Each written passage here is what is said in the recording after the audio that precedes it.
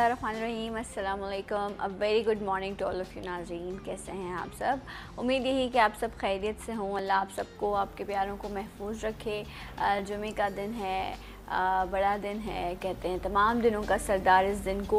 तो इस दिन के हवाले से बहुत सारी दुआएं आपके लिए भी, और एक दरख्वास्त ये कि अपनी दुआओं में मुझे भी ज़रूर याद रखिएगा, और अपने मुल्क पाकिस्तान को कि अल्लाह इसको हमेशा कायम व दायम रखे, इसे सलामत रखे। और जो लोग मैली नज़र से इसे देखते हैं, या तो उन्हें हिदायत मिल जाए, अगर हिदायत नहीं मिल सकती तो वो नेस्तो नाबूद हो जाए। आमीन। ये दुआ ज़रूर आज की अपनी इबादतों में शामिल कीजिएगा। मेरे मेहमान जिनसे आज जो है वो डिस्कशन हमें ये करनी है कि ईद के बाद जो है वो बारबेक्यूज़ का सिलसिला भी, कहीं कोफ्ते बन रहे हैं तो कहीं पसंदे बन रहे हैं, अभी तक खानों के सिलसिले जारी हैं। और जब आप बहुत ज़्यादा मीट का इंटेक करते हैं ना, तो आपको बाकी तो प्रॉब्लम्स होती हैं, लेकिन उसके साथ साथ आपको डेंटल इश्यूज़ भी बहुत ज़्यादा हो जाते हैं। गम्स आपके स्वेल होने लग जाते हैं, दांतों में तकलीफ़ बढ़ जाती है, क्योंकि कहा यही जाता है कि ये जो बीफ है, ये जो रेड मीट होता है, ये आपके जो है वो गम्स को या दांतों को नुकसान पहुंचाता है। आया इसमें कितनी हकीकत है? अगर इस तरह का कोई प्रॉब्लम आप फेस कर रहे हैं तो फिर उसके क्या क्या हल जो हैं वो आपके लिए डॉक्टर यहाँ पर तजवीज़ करेंगे। इस पर भी बात होगी। इसके साथ साथ जो है कुछ मैसेजेस थे कि ओल्ड एज के कुछ इश्यूज़ होते हैं जिसमें आपके दांत जो है मिसिंग गुम, मतलब गिर जाता है, आपका दांत टूट जाता है, या वो लोग जिनके दांत बहुत कमज़ोर हो जाते हैं, उनके पास क्या क्या ऑप्शंस होते हैं जिनके ज़रिए वो बेहतर तरीके से जो है, क्योंकि जब अगर आपका दांत ठीक नहीं तो फिर आप खा पी नहीं पाते, जब आप खाएं पिएंगे नहीं तो आपकी सेहत ख़राब होने लग जाएगी। तो दांतों से ही बहुत सारे और मसाइल भी पैदा हो जाते हैं। तो इंशाल्लाह ये तमाम चीज़ें जो हैं वो आज हम डिस्कस करेंगे। हमारे साथ मौजूद हैं जिन्हें आपने पहले भी सलाम पाकिस्तान में देखा है, डॉक्टर शराज। अस्सलाम वालेकुम। डॉक्टर साहब आप कैसे हैं? ठीक ठाक, खैरियत से हैं?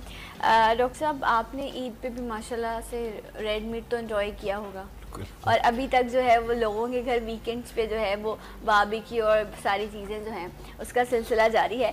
तो जो बहुत ज़्यादा रेड मीट खाते हैं जब आप, तो उसके बाद आपके दांतों के प्रॉब्लम होते हैं, और आपके पास भी ईद के बाद से माशाल्लाह पेशेंट की तादाद बढ़ी है इस तरह के? बढ़ जाती है, यकीनन बढ़ जाती है। क्या क्या प्रॉब्लम होता है रेड मीट से, ज़्यादा इस्तेमाल से? देखें, जो टीथ वाइज है, एक जनरल रेड मीट आपकी हेल्प जो करता है वो करता है। टीथ में जो सबसे इशू आता है कि गाय का गोश्त ख़ास तौर से, उसमें चूँकि इसके रेशे अगर आप देखें बड़े बड़े होते हैं, तो जब हम उसे चबाते हैं तो वो रेशे दांतों के बीच में फंस जाते हैं, और लोग उसको टाइमली फ्लॉस या किसी भी तरीके से निकाल नहीं पाते हैं। ठीक है। रात को बारबेक्यू पार्टी हुई, आपने टिक्के खाए, जो भी चीज़ें बनी खाएँ, उसके रेशे हैं वो फंस गए। क्योंकि हमारे कल्चर में रात को ब्रशिंग करने का कॉन्सेप्ट बहुत ज़्यादा नहीं है, लोग सुबह ही करते हैं ज़्यादातर। तो ये वो अगर रात भर वो दांतों के बीच में रेशे फंसे रहे तो वो सड़ जाते हैं। सड़ते हैं तो उसकी ऐसे कुछ रिएक्शन होते हैं, सूजन हो जाना, दर्द हो जाना, खून आ जाना दांतों में, ये चीज़ें शुरू हो जाती हैं। तो सडनली स्वेलिंग बहुत ज़्यादा भी होती है, चेहरा भी सूजा हुआ सा लगता है, और इंटेंस पेन हो जाता है। तो लोग इसके साथ फिर उठ के आ रहे होते हैं जी, और वही हिस्ट्री होती है कि जी हमने अभी बकरीद हुई है, हम भी समझ जाते हैं बकरीद हुई है तो उसके बाद ये सिलसिला हुआ है। अच्छा डॉक्टर साहब, वो भी कहा जाता है ना, अब मुझे नहीं पता साइंस पे इस पे क्या कमेंट करती है, लेकिन कि ये बड़ा गोश्त है, ये बादी होता है, इससे मसाइल होते हैं। कुछ लोग होते हैं उनको बिल्कुल सेहत उनकी ऐसी होती है कि उनको बिल्कुल अलाउ नहीं करते डॉक्टर के वो रेड मीट का या बीफ का इस्तेमाल करें, क्योंकि उससे और भी आपको हेल्थ इश्यूज़ हो जाते हैं। वहीं आपको दांतों के भी जो है वो बहुत ज़्यादा प्रॉब्लम्स होते हैं। आप इस्तेमाल करें, आप ज़रूर खाएँ, लेकिन हर चीज़ का जो है ना वो एक मेयाना रवि रखनी बड़ी इंपॉर्टेंट होती है हर चीज़ के लिए। तो डॉक्टर साहब, ये जो इश्यूज़ हैं, अगर आप इनको राइट टाइम पर इसको नहीं आप जो है वो आइडेंटिफाई करें, मेरे ख्याल से आप लोग जो है वो मेडिसिन का इस्तेमाल कर लेते होंगे, पेन किलर्स का इस्तेमाल कर लेते होंगे, बहुत कम ऐसे होते होंगे जो डॉक्टर के पास भी आते हैं। तो क्या ये चीज़ भी इन्फेक्शन करती है, दांत को खराब? देखिए, बिल्कुल करती है। बस इशू ये होता है कि नॉर्मली जब हमारे दांत हेल्दी स्टेट में होते हैं, मसूड़े भी और दांत भी, तो ये आपस में एक दूसरे के साथ लाइन अप होते हैं, बिल्कुल सही तरह से जुड़े होते हैं, कोई गैप नहीं होता उनके अंदर। लेकिन वक्त के साथ कुछ लोग जो है टूथपिक करते हैं, जो कि बहुत गलत हैबिट है वो, और इस तरह की चीज़ों के साथ दांतों में हल्का सा गैप आता है। टूथपिक नहीं करनी चाहिए? टूथपिक नहीं करना। फ्लॉस, डेंटल फ्लॉस जो चीज़ है वो ज़्यादा बेहतर ऑप्शन है। 3-4 चीज़ें हमारे जो लोग करते हैं, टूथपिक, धागा ले लेते हैं खुद से, वो ये सब चीज़ें इसके लिए नहीं है। सबसे अच्छा तरीका है डेंटल फ्लॉस। अब आपके दांतों में हल्का फुल्का गैप आ गया है, चूँकि अगेन हमारा कॉन्सेप्ट ये है कि जब तक दर्द नहीं है तब तक बीमारी नहीं है, तो वो गैप होता है, बीमारी होती नहीं, ग़िज़ा फंस रही होती है, वही टूथपिक करके कोई भी चीज़ जो इंस्टेंटली अवेलेबल होती है उसको इस्तेमाल करते हैं, कोई मसला नहीं, प्रॉब्लम नहीं है। बकरीद आ गई या कोई ऐसे इवेंट आ गए, शादी उनका सीज़न एक होता है, आप गए आपने खाना खाया, अगेन रात को ब्रशिंग नहीं की, सुबह जो है उसमें फंस गया, दर्द है नहीं, हो सकता है उस दिन भी नहीं निकलो, एक दफ़ा फंस गया तो जब तक कुछ फ्लॉस या कोई चीज़ नहीं करेंगे सिंपल ब्रशिंग से नहीं निकलता नॉर्मल। ठीक है। अब अगर 2-3 दिन तक रहा तो वो ऑब्वियसली सड़ जाएगा बुरी तरीके से। अच्छा, फ्लॉस करने का तरीका आप बता सकते हैं? देखिए फ्लॉस बेसिकली 2-3 तरह के आते हैं, उसमें से सबसे इंपॉर्टेंट है कि आप फ्लॉस जब लेते हो एक तो वैक्स्ड होना चाहिए, उस पर एक फ्लॉस यानी धागा जिसे हम उस पर क्या, उसके ऊपर मोम या वैक्स लगी होती है। ठीक है। वैक्स फ्लॉस होती है जो कि फ्लैट सरफेस होंगे, उसके भी साइजेस होते हैं, तो फ्लैट आप देखेंगे जब उसकी स्ट्रिंग या धागे को खींच के देखेंगे तो थोड़ा सा चपटा सा होगा, एकदम गोल धागे की तरह नहीं होगा। अच्छा, उस पर वैक्स लगा हुआ होता है, वैक्स फ्लॉस कहलाता है। और भी इस तरह के और भी आते हैं, कुछ फ्लॉस होते हैं बिल्कुल कंटिन्यूस एक डायमीटर के होते हैं, पूरी स्ट्रिंग आप देखेंगे तो एक ही साइज होगा, कुछ होंगे बीच में थिक हो जाएंगे, ज़बरदस्त होते हैं, इनको सुपर फ्लॉस कहते हैं। अच्छा, ये मिल जाए ये, हाँ, क्योंकि ज़ाहिर है आपके जो टीथ है वो एक शेप है, उसकी कर्व है, कहीं पे स्पेस कम है, कहीं पे स्पेस ज़्यादा है, तो वो हर जगह काम करता है। तो नॉर्मली हम फ्लॉस को पुश करते हैं चबाने वाली सतह से 2 दांतों के बीच में नीचे की तरफ, और फिर उसको थोड़ा सा कर्व कर लेते हैं, यानी वो टूथ के जो सर्कमफ्रेंस है, जैसे गिलास पड़ा इसके गिर्द उसको थोड़ा सा एडॉप्ट करें और थोड़ा सा आगे पीछे करें और ऊपर की तरफ ड्राइव कर दें, और हम नीचे की तरफ फ्लॉस को बहुत ज़्यादा पुश ना करें, क्योंकि अगर आप बहुत नीचे पुश करके चलाएंगे तो वो गम्स को लेसरेट या ज़ख्म कर देगा और फिर उस उल्टा वहाँ मसले बढ़ जाएंगे। तो नॉर्मली वैक्स फ्लॉस नहीं होता है कि चूँकि वैक्स लगी होती है तो बहुत अच्छी तरीके से स्लाइड करता है और वो चीज़ों को अपने साथ अच्छा, निकाल लेता है। मैं रिक्वेस्ट करूँगी कि नेक्स्ट टाइम अगर हो सका तो आप मॉडल ला के और फ्लॉस ला के जो है यहाँ पर आपको तरीक़ाकार जो है वो बताया जा सके, क्योंकि बहुत कम ऐसे लोग होंगे जो प्रॉपर तरीके से फ्लॉस कर पाते हैं, अदरवाइज़ लोगों को उसकी अवेयरनेस ही नहीं है। और जिस तरह अभी डॉक्टर साहब ने कहा कि टूथपिक इस्तेमाल करना जो है वो नुकसानदेह होते हैं, कुछ लोगों के दांतों के बीच में ना स्पेस खाली हो जाता है, वहाँ कैविटी होने लग जाती है, या वहाँ जो है सो कॉल्ड जिसे हम कहते हैं कीड़ा लग जाता है। अब खाने के बाद वहाँ पर आपका फूड जमा होता है और आपको यही होता है कि मुझे एकदम से पेन शुरू हो जाता है, या आपने उस स्पेस को खाली करना होता है। क्या यही हल है? लोग महीनों से एक दांत के साथ यही तरीक़ेकार कर रहे होते हैं, और लेकिन उसको ठीक करने के लिए हम नहीं जाते, और उसी कंडीशन में वो आपका जो दांत है या वो जो आपका हिस्सा है वो ख़राब होने लग जाता है। डॉक्टर साहब, टूथपिक से आपने उस जगह को तो खाली कर लिया, आपको पता है कि वहाँ पर अगर फूड रहेगा तो थोड़ी देर बाद आपको पेन शुरू हो जाएगा या वहाँ पे प्रॉब्लम भी हो सकती है। ये जो कैविटी होने लग जाती है या ये जो होल होने लग जाते हैं दांतों के बीच में, इनकी वजूहात क्या होती हैं? देखिए अगेन अगर दो चीज़ें हो सकती हैं, अगर आप जो आपकी दाढ़ें होती हैं लास्ट में, इसमें ज़्यादा प्रॉब्लम होती है जी, जो कि हम दांतों के बीच की सरफेस जो आपस में मिली हुई होती है उसके बीच में अगर आप टूथपिक इस तरह की चीज़ें करते हैं तो बेसिकली आप जब भी करते हैं तो आप एक दांत की सरफेस को हल्का सा खुरच देते हैं, ठीक है? और आप जाहिर सी बात है हैबिचुअली लोग जिनके साथ मसला आता है वो एक ऐसे सर्कल में फंस जाते हैं कि रोज़ खाते हैं, रोज़ कोई चीज़ फंसती है, रोज़ टूथपिक करते हैं, ठीक है? तो टूथपिक जब आप एक सख्त चीज़ किसी दीवार पे या किसी चीज़ पे रगड़ेंगे तो हल्का सा उसका मटेरियल जो है वो लॉस हो जाता है, स्क्रैच कर जाता है, तो वो होता रहता है, चीज़ बढ़ती चली जाती है। तो आप एक ऐसे सर्कल में फंस गए जिसमें आप प्रॉब्लम से निजात के लिए ऐसी चीज़ इस्तेमाल कर रहे हैं जो प्रॉब्लम को बढ़ाई चली जा रही है, जो नुकसान पहुंचा रही है। अब जो चीज़ हमारे दांत में से खुरच के निकल गई ना, तो वहाँ पे आइडियली फिर हमने उस जगह पे जितनी जगह पे खुरचन हुई है उस जगह पे फिलिंग करनी चाहिए। और जहाँ पे मसूड़े होते हैं जो पिंक कलर के एक देखें दांतों के बीच में एक तिकोना सा टिश्यू होता है जिसे हम गम्स कहते हैं, मसूड़े जो हैं वो जब बार बार आप टूथपिक करते हैं तो चोट लग के वो नीचे बैठ जाता है। तो अब जगह क्या हुआ, जो टिश्यू जिसने जगह भरी हुई थी मसूड़े वो भी नीचे बैठ गया, इधर से आपने खुरचन भी कर दी, जगह इतनी थी वो इतनी हो गई, ठीक है? अब रूल ये है कि जहाँ पे दांत ये टूथ स्ट्रक्चर लॉस हुआ है वहाँ पे फिलिंग से, और जहाँ पे टिश्यू आपका नीचे गया है उसके लिए कुछ प्रोसीजर अवेलेबल है जिसमें हम मसूड़ों को थोड़ा सा अपलिफ्ट करके उस जगह को क्लोज कर देते हैं। उसमें कुछ डिसएडवांटेज भी हैं, कोई एडवांटेज भी, लेकिन ये उससे बेहतर पोजीशन में आप चले आते हैं कि जिसमें आपके मसूड़े नीचे बैठ होते हैं। दूसरा, टूथपिक को स्टॉप कर देना चाहिए, वुडन टूथपिक इस तरह की जितनी चीज़ें इसको नहीं करनी, ट्रॉमा कर रहे हैं आप। वही अगेन वैक्स फ्लॉस, जो बॉल पेन्स होती हैं, हेयर पेन्स होती हैं, उनका इस्तेमाल कर रहे होते हैं। सलाम है आप जो लोग इस तरह की चीज़ें करते हैं, बेखौफ जो है ना वो ये सारी चीज़ों का इस्तेमाल किया जा रहा होता है। इवन के पेंसिल्स जो हैं वो उसकी निब से भी ये सारी चीज़ें, ये जो मैं ये नहीं कि मैं कोई बहुत अनोखी बात कर रही हूँ यहाँ पर, या मैं ऐसी चीज़ बता रही हूँ जो आपको नहीं पता। आप लोग बहुत समझदार लोग हैं, बात सिर्फ यहाँ पर ये हो रही होती है कि ये चीज़ ज़ाहिरी तौर पर आपको नहीं लगता कि आपको नुकसान पहुंचा रही है, लेकिन अगर 10 में से किसी एक शख्स को अगर उसका नुकसान हो गया तो वो कितना नुकसानदेह हो सकता है, और वो एक शख्स शायद मैं या आप हो सकते हैं। इसलिए नुकसान उठाने से एहतियात कर लेना जो है वो बेहतर होता है, और वही बात जो है वो यहाँ पर हम बैठ के करेंगे। आप कहेंगे बड़ी जर्नल बात है, बट यही जर्नल बात को अगर आप नहीं समझते तो फिर ये आपको आगे कॉम्प्लिकेशंस की तरफ लेके जाती है। डॉक्टर साहब, जब ये प्रॉब्लम होता है कि आपको जो है कैविटी हो गई है या बीच से जो है वो आपको स्क्रैच हो रहा है, आपका दांत है या आपका दाढ़ का पोर्शन है, उसको एक टाइम पीरियड लगता होगा ना कि पूरा वो ख़त्म हो जाए। आप अगर आपकी दाढ़ है तो वो फिर साइड्स भी टूटने लग जाती हैं, ख़राब हो जाती है, कुछ भी नहीं बचता, लेकिन कहीं प्रॉब्लम ऐसा होता है कि थोड़ा सा हिस्सा आपका डैमेज हुआ है। तो इसमें फिर ऑप्शंस क्या क्या होते हैं कि आप अपने टूथ को सेव कर सकें? क्या आप लोग ट्रीटमेंट्स करते हैं? देखें अगेन, अगर ये वजह ये है कि टूथपिक की वजह से हुआ तो ये उसमें मसला होता है। एक तो ऐसी सरफेस में होता है जो सामने नज़र नहीं आती, बीच में दांतों की एक जगह हो गया, और नीचे की तरफ होता है, चबाने वाली सतह पे लोगों को फिर भी नज़र आता है। तो अगेन स्ट्रक्चर जितना लॉस हुआ है, सबसे पहले सिंपलेस्ट ऑप्शन ये है कि अगर बहुत ही इनिशियल स्टेज है तो हम अपने हैबिट को चेंज करके फ्लॉस पे चले जाएं, तो वो और थोड़ा सा टाइम दे तो हील हो जाएगा वो, ठीक है ना। तो शुरू में कैचअप हो जाता है मामला, लेकिन अब प्रोग्रेस कर गया है तो इनिशियल लीजन जो है ना वो सिंपल फिलिंग से होगा।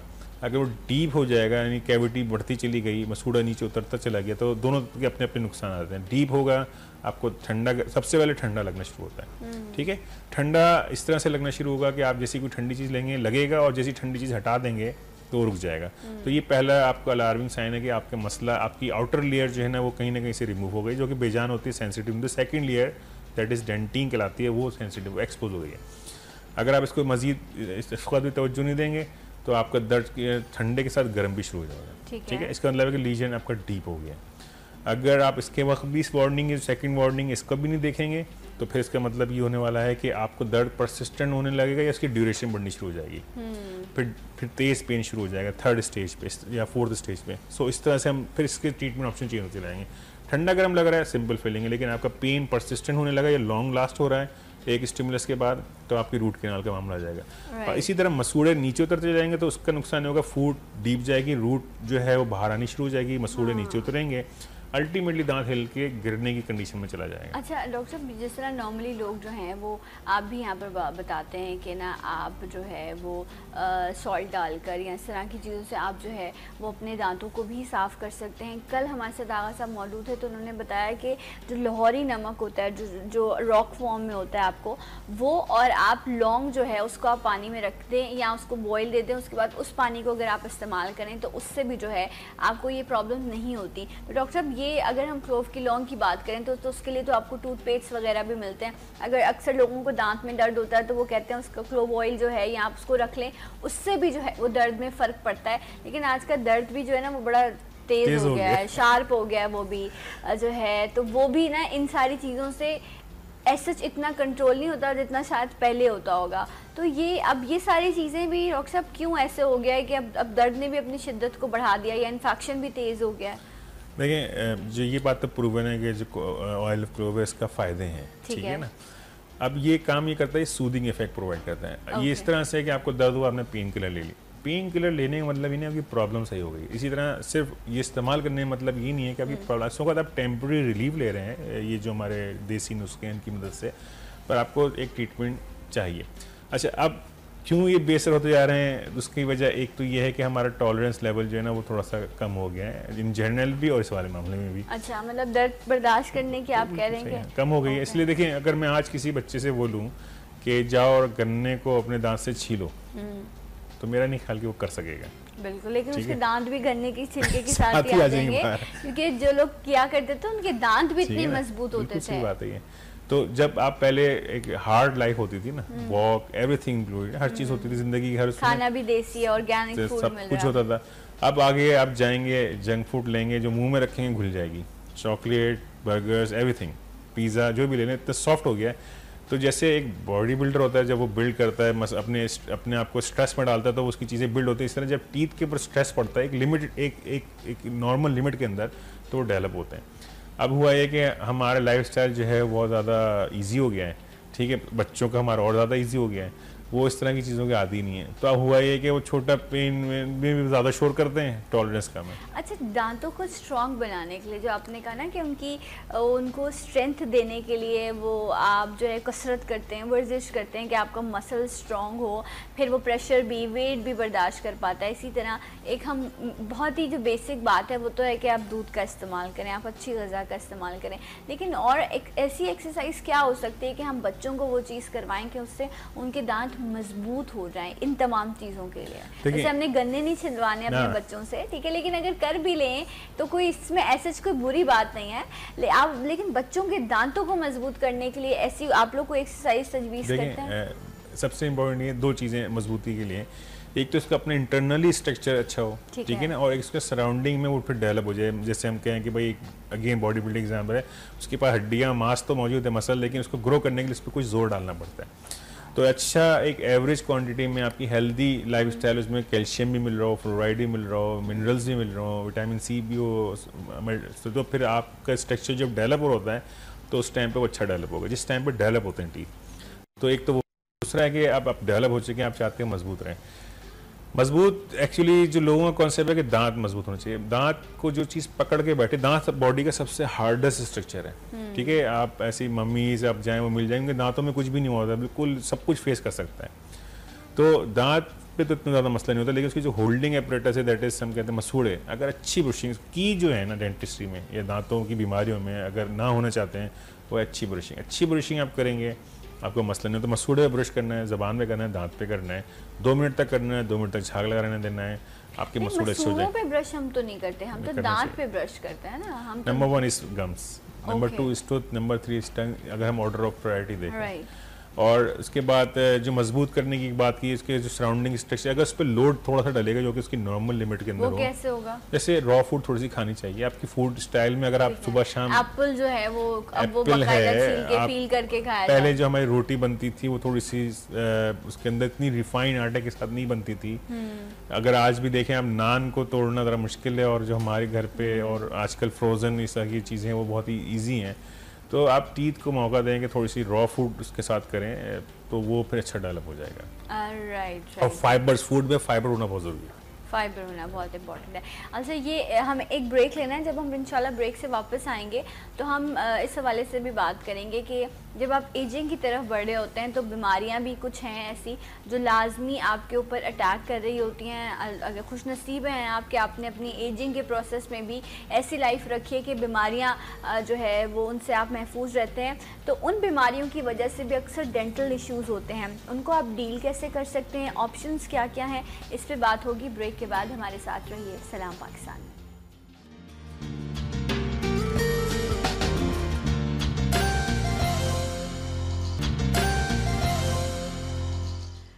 वंस अगेन वेलकम बैक, सलाम पाकिस्तान नाज़रीन, आप सबको खुश आमदीद। और डॉक्टर शराज हमारे साथ मौजूद हैं। आज हम डेंटल इश्यूज़ के हवाले से बात कर रहे हैं, और अभी मैं ज़िक्र ये कर रही थी हमारे घर के उन बड़ों का मैं बड़ी रिक्वेस्ट करूँगी आप लोगों से कि जो आपके घर में बड़े मौजूद हैं ना, आपके वालिदैन मौजूद हैं, वो बेचारे अक्सर उन तकलीफ़ों में होते हैं जो हम ये समझ लेते हैं कि शायद ये तो उम्र के साथ इनको होनी है, अब ये बर्दाश्त करें।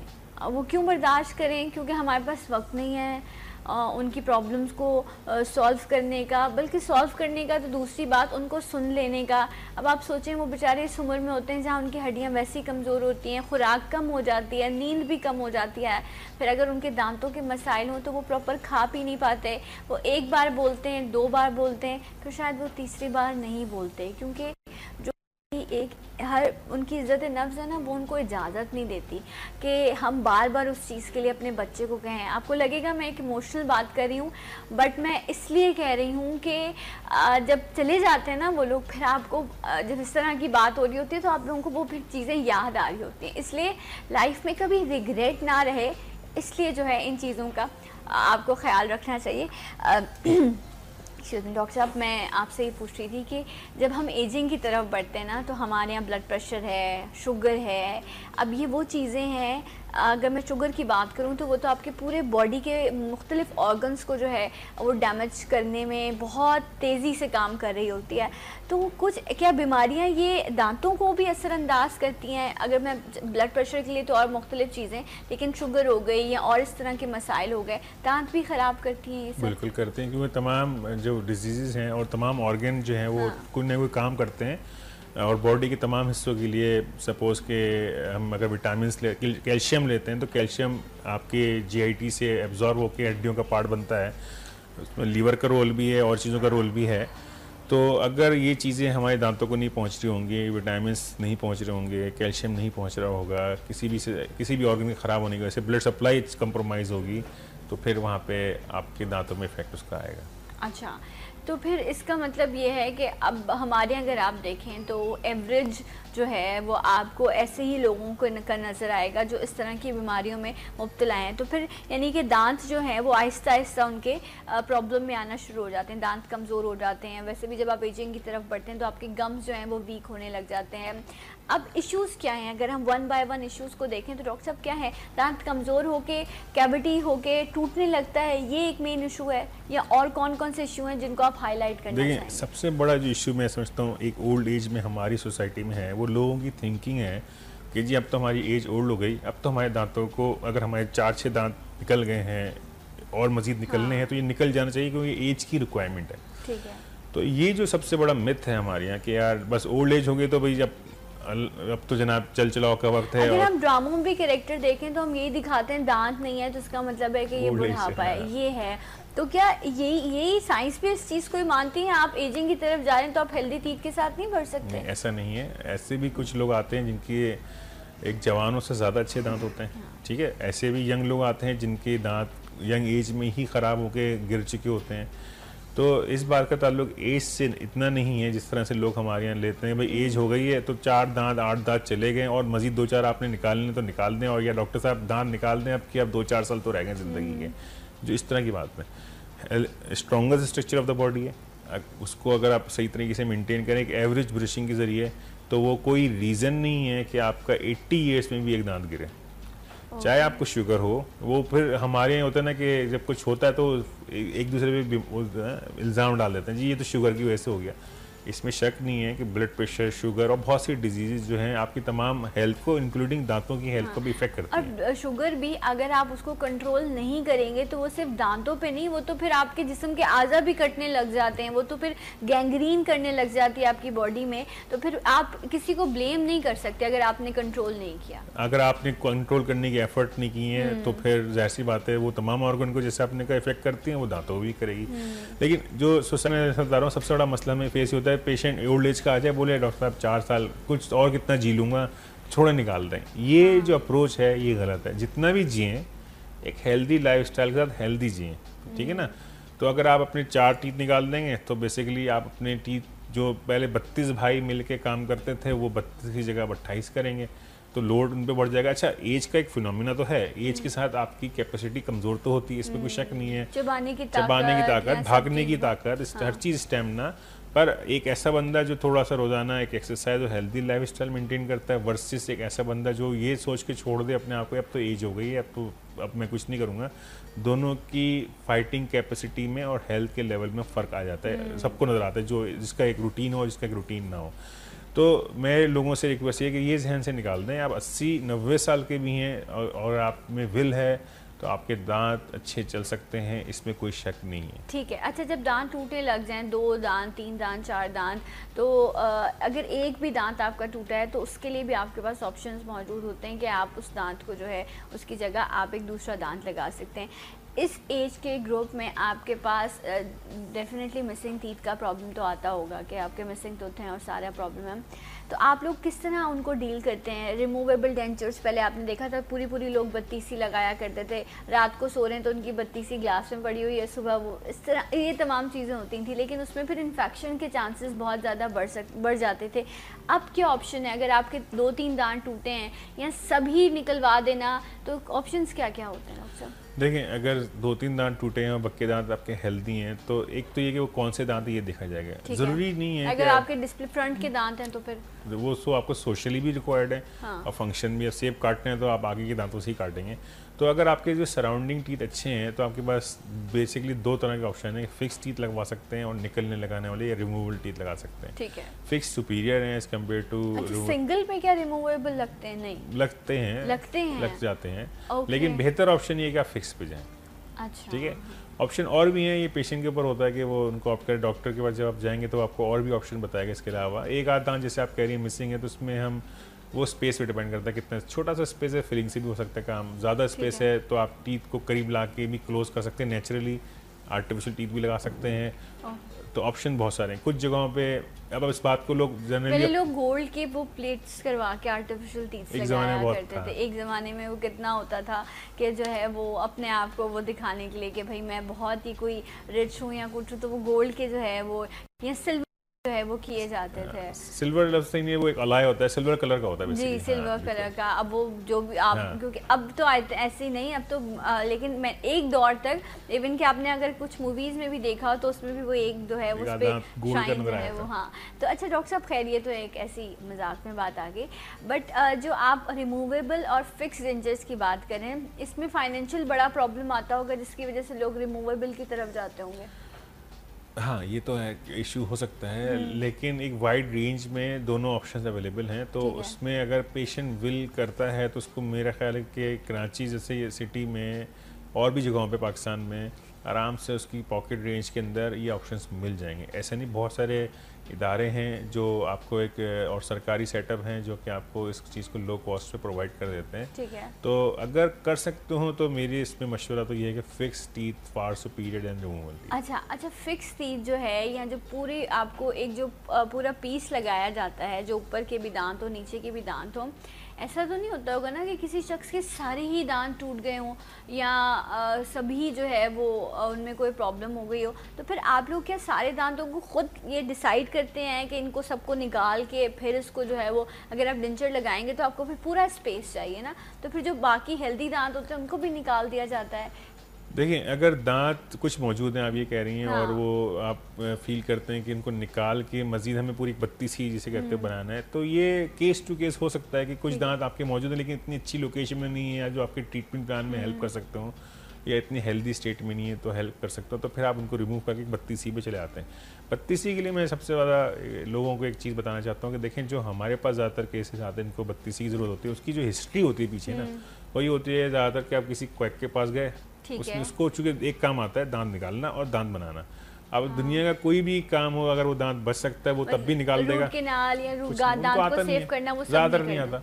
और धैर्य से क्वालिफाइड भी नहीं होते, एलिजिबल भी नहीं, लेकिन कर लेते हैं प्रैक्टिस किसी तरह से। तो वो क्या करते हैं, वो दुनिया की हर बीमारी का इलाज अखराज दंदा पे डाल देते हैं कि दांत निकाल दूंगा 32 बना दूंगा। तो हमारे पास जो ज़्यादातर लोग आते हैं उनकी हिस्ट्री होती है कि ज़्यादातर क्वैक्स के पास गए होते हैं और वो जाके उनके दांत निकाल रहे होते हैं, क्योंकि उनको एक काम आता है दांत बनाना, वो निकालेंगे और दांत बना देंगे। तो एक तो ये चीज़ें देखें, आपके दांत बच सकते हैं हर सूरत में अगर आप विल करते हैं। ठीक है, बेहतर ये है कि आप एक से ज़्यादा ओपिनियन ले लें, ठीक है, और डिफरेंट एरिया में ले लें। पता चला उसी के दाएं बाएं गया तो वो भी उस जैसे ही बंदा बैठा होगा, ज़्यादातर एक ग्रुप प्रैक्टिस की तरह ये लोग चलते हैं। तो एक तो ये चीज़ कर लें। अब आपको 32 बनानी पड़ गई, अगर जैसे मैंने कहा कि कुछ दांत मौजूद है, ये डॉक्टर का डिस्क्रिप्शन है, वो डिसीजन लेगा कि ये स्ट्रॉन्ग टीथ हैं और ट्रीटमेंट में हमें रिक्वायर्ड है या नहीं, उसकी बेस पे करेगा। 32 बन जाती है, इसमें कोई इशू नहीं है। दो तरह की होती हैं, फिक्स एंड रिमूवल, अगेन इसमें भी होते हैं। ऐसे अगर मैं एवरेज पूछूं आपसे तो क्या कॉस्ट आ जाती है कि अगर आप रिमूवेबल की तरफ जाएं या अगर आप फिक्स की तरफ जाएं? एक ऐसे पेशेंट अजीब सा सवाल है लेकिन फिर भी देखने वाले हैं। ऐसे पेशेंट के लिए जिसके पास एक भी दांत नहीं है, उसके लिए हम बात कर रहे हैं। मतलब अगर टोटल आपको पूरी 32 ही लगवानी है। 32 रिमूवल मेरे ख्याल से इसमें 15-20 हज़ार रुपये से लेके लाख 1.5 लाख पे बन सकती है। वेयर वैरायटी एंड बहुत सी चीजें। 20 हज़ार में पूरे 32 दांत हर तरह के लोग हैं। अच्छा, आप मैं इट डिपेंड्स कि आप कौन से क्वालिटी यूज कर रहे हैं। स्किल, इसमें स्किल क्यों, देखें ये वो चीज़ नहीं है जो मशीनों में बन के क्वांटिटी में निकलती है, हर बंदे की क्राफ्टमैनशिप है, हर बंदे की इंडिविजुअली बनती है। तो जितना अच्छा बंदा होगा ना, उतना थोड़ा सा इसमें स्किल जितनी अच्छी होगी उतना महंगा होगा। मटीरियल का एक थोड़ा सा रोल है इसके अंदर। तो और एक आपके अपने एज अ पेशेंट के, भाई हर पेशेंट की जिनकी 32 लगती है उनकी हड्डी और बहुत सी चीज़ें की क्वालिटी पे, साइकी पे, बहुत सी चीज़ों के साथ इस पर एक कम्बिनेशन फैक्टर्स के बेस पे डिसीजन होगा। तो एक तो ये चीज़ होगी, लेकिन अगेन जिसमें कराची और पाकिस्तान ऐसी जगह है जिसमें आपको इस रेंज के अंदर मिल जाएंगी चीज़ें, ठीक है ना। ये आपका डिसीजन है। पाकिस्तान में फिर भी नेमत है कि आपको दांतों के ट्रीटमेंट इतनी आसान, और मैं वही हैरान हूँ कि इस प्राइस में बता रहे हैं। मैं जानती हूँ कुछ लोगों के लिए भी अफोर्डेबल नहीं होगा, बट जब आप विल करते हैं ना तो फिर अल्लाह की तरफ से भी इंसान को मदद मिलती है। और इस तरह के इदारे मौजूद हैं जो आपको ये कहते हैं कि आप थोड़े थोड़े पैसे करके, मतलब मुख्तलिफ सेटिंग्स होती हैं उसमें जाकर भी आप कर देते हैं। इवन कि आप लोग भी इस तरह के ऑफर्स जो हैं देखिए आपको इंस्टॉलमेंट प्लान मिल जाता है, ठीक है। आपको बहुत सारे सरकारी सेटअप में और NGOs के सेटअप में सब्सिडाइज और ₹0 में भी हो सकता है मिल जाए। उसमें तो थोड़ा टाइम आपको लेट कर देते हैं। कुछ ऐसी NGOs हैं जो आपको अगर हम उनको लेटर लिख के देते हैं कि भाई इसको ज़रूरत है तो वो आपको फंड कर देती हैं। ये भी हुआ है। तो ये नहीं है कि पाकिस्तान में माशाल्लाह लोग चैरिटी का काम बहुत करते हैं, तो चीज़ें तो अवेलेबल हो जाती हैं। आप एफर्ट तो करें अपने लिए। आप जाएं तो आप ये घर में ही बैठे सोच लेंगे तो कोई घर तोड़ के नहीं आएगा कि आपका वो दांत खराब है तो हमें निकालना है, ऐसा नहीं है। आपको अपने लिए एफर्ट भी, भूख भी लगती है ना तो हम खाने के लिए किचन में जाते हैं या कहते हैं कि हमें जो है वो भूख है, फिर आप खुद निवाला बनाते हैं अपने मुंह में डालते हैं, उसके बाद जाके कहीं जो है वो आपको एक राहत या एक सुकून मिलता है। तो यही लाइफ का भी तमाम, अगर आप चीज़ों को देखें, यही सिनेरियो है कि आपको अपनी एफर्ट जो है वो ज़रूर करनी है। डॉक्टर साहब, अगर मैं इसके प्लस पॉइंट्स देखूं तो आपका डिस्प्ले अच्छा हो गया, आप अच्छे तरीके से खा सकते हैं तमाम चीज़ें, आपको एक अच्छा लगेगा, एक अच्छी फील आएगी। लेकिन अगर मैं इसके नुकसान की बात करूं तो नुकसान भी है, टाइम के साथ साथ मसल्स वीक हो रहे हैं, तो क्या वो अपनी जगह भी छोड़ देते हैं? इस तरह का कोई प्रॉब्लम होता है, इन्फेक्शन होने के चांसेस होते हैं? 32 अगर किसी के लग रहे हैं तो देखें वो एक बेजान सी चीज़ है जो कि एक ऐसे टिश्यूज़ के गिर रखी गई है जो ज़िंदगी भर तब्दील होते जाते हैं जी। तो ये किसी की उम्मीद करना, जो दूसरा मिसकॉन्सेप्शन है हमारे यहाँ कि जी एक दफ़ा बन गया तो वो ज़िंदगी भर के लिए बन गया, ऐसा नहीं है। अगर आपकी बोन, आपकी मसूड़े, स्किन ये वक्त के साथ साथ कम चेंज हो रही है तो उसकी जो फिटिंग है उसमें फ़र्क पड़ जाता है। तो ऑन एवरेज 3 से 6 साल में आपको उसको चेंज करना पड़ जाता है और कर देना चाहिए। टीथ जो हैं वो घिस भी जाते हैं तो वो भी चेंज करने पड़ते हैं। तो एक तो मसला है कि ये जो लोगों के जहन में है कि यार नहीं बस बन गया तो हमेशा रहेगा, नहीं, आपको एक कुछ अरसे बाद उसको चेंज कराना चाहिए, ठीक है। तो ये इसका वाहिद मेरे नज़दीक। दूसरा मसला ये होता है कि जब नया नया लगता है तो उसको सीखना पड़ता है चलाना। एक चीज़ है मुंह के ऊपर रखी गई है जो कि हिल जुल रही है, वो जो चीज़ है आसानी से आपको एक तो एज का मसला होता है। एज का फिनोमिना ये कि वक्त के साथ आपकी लर्निंग कैपेसिटी कम हो जाती है। आपको कोई चीज़ दी थी हमने कहा आपको सीखो कि आपको ज़बान, दांत रख दिया गया है ज़बान और होंठ के बीच में जो हर वक्त चलते फिरते हिलते जुलते रहते हैं, तो वो बार बार डेंचर को हिलाते हैं अपनी जगह से, तो उसको कंट्रोल करना सीखना पड़ता है, उसमें कुछ टाइम लगता है। तो जब भी डेंचर बन जाए तो अपने डेंटिस्ट के पास आपको कुछ विजिट करने पड़ते हैं, उसके बाद भी जब आपको मिल जाता है ताकि वो एडजस्ट हो सके और आप भी उसके साथ एडजस्ट हो सके। अच्छा, जो अगर हम फिक्स की बात करें तो उसमें वो एक आई थिंक बड़ा लॉन्ग प्रोसेस होता होगा, या वो डेफिनेटली डॉक्टर साहब बेहतर तरीके से बताएंगे, बट पेशेंट के लिए कंफर्ट किस में ज़्यादा है, उस रिमूवेबल में, और कौन ज़्यादा अरसे तक जो है इसमें बेहतर तरीके से जो है आप इसमें सर्वाइव कर पाते हैं? लाइक कि अगर रिमूवेबल है तो आपने कहा 4 से 5 साल, 3 से 6 साल आपने कहा कि एवरेज रहता है, लेकिन अगर आप फिक्स की तरफ बढ़ रहे हैं तो फिर उसका एवरेज क्या होगा? देखिए फिक्स का एवरेज इस पर डिपेंड करता है। जब एक दफ़ा फिक्स चीज़ लग जाए जो कि इम्प्लांट के थ्रू पॉसिबल है एक पेशेंट में जिसके पास बिल्कुल भी दांत नहीं है, तो वो सबसे पहले उसको जब इम्प्लांट लग जाते हैं तो उसी तरह से मेंटेन करना होता है जैसे नेचुरल दांतों करते हैं। अगर आप उसको उस तरह से मेंटेन करते हैं फिर वो बहुत लंबे से चलते हैं, 10-12 साल भी चलते हैं, इससे ज़्यादा, ठीक है। तो वो मेरा ख्याल है कि अगर आपकी ओल्ड हाइजीन उसके रखने के बाद अच्छी है तो उसमें ये इसलिए अगर फिक्स के बहुत सारे एडवांटेजेस हैं। फंक्शन में वो फार सुपीरियर होता है, जो फोर्स चबाने के लिए रिमूवल लगाता है और जो फिक्स लगाता है, दोनों में जबरदस्त एक चीज आपने पिलर लगा के खड़ी इमारत की है तो और एक आपने बांस लगा के बिल्डिंग खड़ी की है, डिफरेंस। यस, एक बहुत बड़ा डिफरेंस है। तो ये तो एक आम से बंदे के लिए, इसके लिए कोई रॉकेट साइंस नहीं चाहिए, समझने की ज़रूरत है। बट यस, फिर भी ऑप्शन आपके पास मौजूद है, आप दोनों में से जो चाहें आप अपनी जो है वो कंफर्ट के लिए उसका इस्तेमाल कर सकते हैं। डॉक्टर साहब थैंक यू सो मच, बहुत शुक्रिया आप आए, एंड आई होप सो कि जो है आपका अगर दांत का कोई मसला होगा तो आप डॉक्टर के पास ज़रूर जाएंगे ताकि आप अच्छे खा सकें और आप अच्छे दिख सकें। एक ब्रेक के बाद आपको फिर ज्वाइन करेंगे सलाम पाकिस्तान में।